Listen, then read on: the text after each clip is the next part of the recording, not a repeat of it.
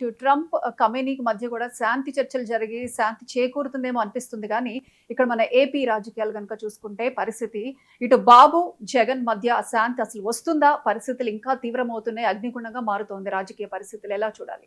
Yes అండి, it's absolutely true. ఇప్పుడు ఆంధ్రప్రదేశ్ పరిస్థితి చూస్తే ఏంటంటే ఇటు మొండిఘట్టమైన డొనాల్డ్ ట్రంప్కి, ఇటు ఇంకో మొండిఘట్టమైన ఖైమేనీలకి అయినా శాంతి చర్చలు జరిగి శాంతి ప్రతిపాదనలు చేసి యుద్ధ విరమణ అయితే జరిగింది. చక్కగా ఏప్రిల్ 10వ తారీఖు నుంచి వాళ్ళు శాంతి చర్చలు కూడా కూర్చోపోతున్నారు. కానీ ఇటు జగన్ గారికి చంద్రబాబు నాయుడు గారికి ఒకే రాష్ట్రంలో ఉన్న, ఒకే ప్రాంతంలో ఉన్న, ఒకే రాష్ట్రాన్ని ఒకళ్ళ తర్వాత ఒకళ్ళు ఏలుతున్న, ఒక ప్రభుత్వం ప్రతిపక్షం లేదా ప్రభుత్వం ప్రతిపక్షంలో ఉన్న వాళ్ళు ఇద్దరు ఎప్పుడు కూర్చుని చర్చించుకున్నది లేదు. అంటే ట్రంప్ ఖైమేనీలైనా కూర్చుని చర్చించుకోవచ్చు వాళ్ళ ప్రతినిధులు. కానీ ఈ జగన్ చంద్రబాబు నాయుడు గారు కలిసి కూర్చుని అసలు అమరావతి రాజధాని మీద చర్చిద్దాం, ఒక ఏకాభిప్రాయానికి వద్దామనే చర్చ అయితే కొనసాగడం లేదు. ఇది విచిత్రం కొలుతుంది. అసలు యాక్చువల్గా ఈ డౌట్ కూడా రాదండి. ఇప్పుడు ఆంధ్రప్రదేశ్లో ప్రస్తుత పరిస్థితి చూస్తే అసలు they are fighting as if they are they enemy countries అనమాట.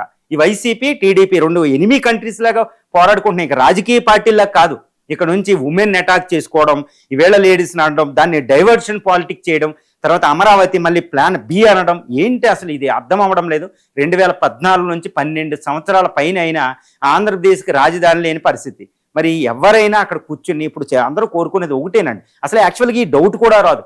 అంటే చంద్రబాబు నాయుడు గారు జగన్ గారు ట్రంప్ ఖైమేనీలాగా కూర్చుని చర్చించుకుని ఒక శాంతికి వచ్చినట్టు చంద్రబాబు నాయుడు గారు జగన్ ఎందుకు కూర్చోరు అనే డౌట్ అనే ఒక అద్భుతమైన సజెషన్ కూడా ప్రజల్లో ఎక్కడ రావడం లేదు. ఎవ్వరూ కూడా ఇవ్వడం లేదు ఈ సజెషన్.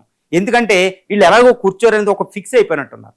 ఇప్పుడు నేనే చెప్తున్నానండి, చంద్రబాబు నాయుడు గారు ఏంటంటే కూటమి ప్రభుత్వం ఎవరైనా ఆంధ్రప్రదేశ్ సంక్షేమాని కోసమే వాళ్ళు ఉన్నారు, అందులో అయితే తిరుగులేదు. మేము ఉన్నామని కూడా వాళ్ళు చెప్తారు. They are claiming that we are for the AP's welfare, AP's future అని చెప్తూ ఉంటారు, స్వర్ణాంధ్ర అని కదా. మరి వైసీపీ కూడా ఏం చెప్తుంది? ఆంధ్రప్రదేశ్ ప్రగతి అని.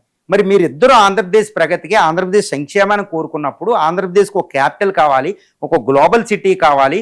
పక్కనున్న తమిళనాడులో ఉన్న చెన్నైని, కర్ణాటకలో ఉన్న బెంగళూరుని, ఇప్పుడు తెలంగాణలో ఉన్న హైదరాబాద్ని తట్టుకుని 3 సిటీలని ఫేస్ చేస్తూ గ్లోబల్ సిటీని, ఒక గ్లోబల్ సిటీ నిర్మించి 1,62,000 చదరపు కిలోమీటర్ల ప్రాంతానికి సుమారు 5.5 కోట్ల మంది ప్రజలకి ఒక అద్భుతమైన ప్రగతి ఇవ్వాలంటే ఒక సిటీ కావాలి, గ్లోబల్ సిటీ అనేది అత్యవసరం అనేది అందరూ చెప్తారు.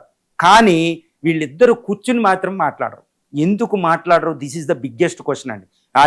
నేను ఒకటే డిమాండ్ చేస్తున్నా, ఆంధ్రప్రదేశ్ ప్రజలు కూడా ఇప్పుడు నేను అన్న తర్వాత ఈ డౌట్ వస్తే మాత్రం అందరూ ఇదే డిమాండ్ చేసి కూడా అవకాశం ఉంది. ఏంటంటే చంద్రబాబు నాయుడు గారు జగన్ గారు ఇద్దరు కలిసి కూర్చోండి. మీరు అసెంబ్లీలో ఎలా కూర్చోకపోయినా చక్కగా ఒక సమావేశం పెట్టండి, ఒక చర్చా గోష్ఠి పెట్టండి. మీరిద్దరు 1 to 1 కూర్చోండి. దేశ నాయకులే కూర్చుంటున్నారు. ది గ్రేట్ పుతిన్ ట్రంపే కూర్చున్నారు. The great Trump Kim Jong ఉన్నే కూర్చున్నారు. వరల్డ్ కోల్డ్ వార్ జరిగేటప్పుడు ఇంకా దారుణమైన శత్రువులు కూర్చున్నారు. ఇండియా పాకిస్తాన్ ప్రధానులే చాలాసార్లు కూర్చున్నారు సిమ్లా అగ్రిమెంట్ ఎలాంటి సందర్భంలో. మరి చంద్రబాబు నాయుడు గారు జగన్మోహన్ రెడ్డి గారు కలిసి కూర్చుని చక్కగా ఆంధ్రప్రదేశ్ రాజధానికి సంబంధించి చక్కగా చర్చలు జరపండి. ఈ చర్చలు జరిపితే పరిష్కారం కాదా? This is the biggest demand from the AP people అండి. వాళ్ళు ఇప్పుడు ఈ డిమాండ్ అసలు ఇలా కూర్చుని చర్చించుకుంటే బాగుండే అనే డౌట్ కూడా, వాళ్ళ కోరిక కూడా ఇలాంటి వచ్చే ఏర్పాటు కూడా మీరు చేయకుండా డైవర్ట్ చేస్తున్నారు. అంత తెలివిగా అద్భుతమైన మీ మేధస్సులన్నీ కూడా how to divert the things అంతే అక్కడ డైవర్ట్ చేస్తున్నారు. ఇలాగ అమరావతి వస్తుందండి? ప్రతిపక్షం ఒప్పుకోకుండా అమరావతి వస్తుందా? ప్రతిపక్షం, అధికార పక్షం, ప్రతిపక్షం ఒక ఏకాభిప్రాయానికి రాకుండా ఎవరైనా ఇన్వెస్ట్మెంట్ పెడతారా?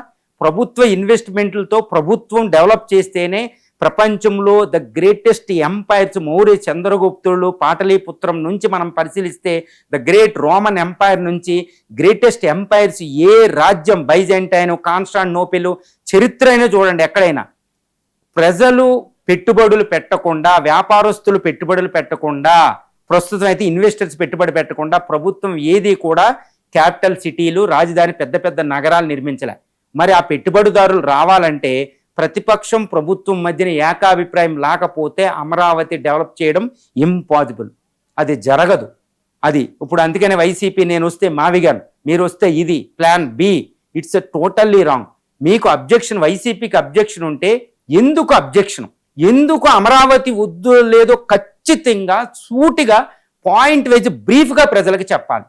తర్వాత టీడీపీ ఇది కూడా ఏంటంటే నీ అబ్జెక్షన్స్ ఏంటంటే డైరెక్ట్గా అడిగి ఆ అబ్జెక్షన్ అడ్రస్ చేయడానికి ట్రై చేయాలి.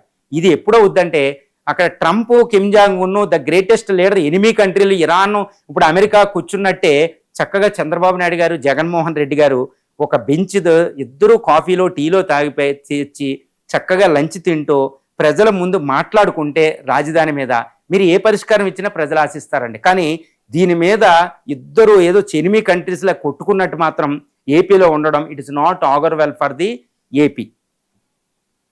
Right sir, thank you sir. ఇవాల్టి రావు స్టాక్స్ కార్యక్రమం. Keep watching 99 TV.